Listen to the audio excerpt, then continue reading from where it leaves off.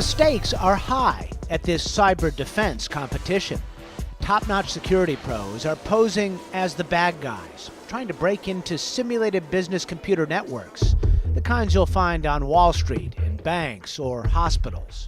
And teams of students are having to think like hackers, competing against each other to keep the attackers out. This is great practice for what they're learning in class. In many ways, cybersecurity provides a great career path. There's thousands of different types of jobs out there. So do we have a motherboard on a router?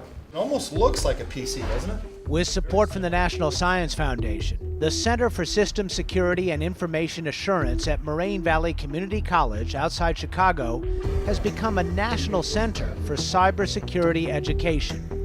Center Director Eric Spengler says the school teaches students the ins and outs of keeping computer networks buttoned up tight. Students come from all walks of life. I'm an electrician, but I've been forced to retool my career. I decided to come back to upgrade my skills. I was in printing for 13 years, and that industry's kind of dying. This is a real functioning network. What makes it a national center is its virtualization data center, an online practice field of sorts, made up of simulated computers and networks that act like the real thing. I'm actually on this machine up here, and going through the firewall, I am scanning this machine down here. Students and faculty from other institutions log on for training from virtually anywhere. Today, students are using it to practice for the next cyber defense competition. Industries are partnering with Moraine Valley.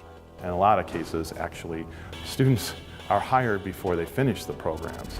One partner, Dell Secure Works, hired graduate Carlos Marquez. Oh, I love it. Yeah, it's a great team. It's good people, good culture.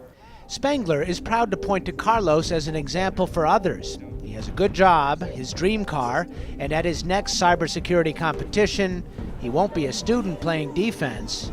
He'll be one of the cybersecurity pros. For Science Nation, I'm Miles O'Brien.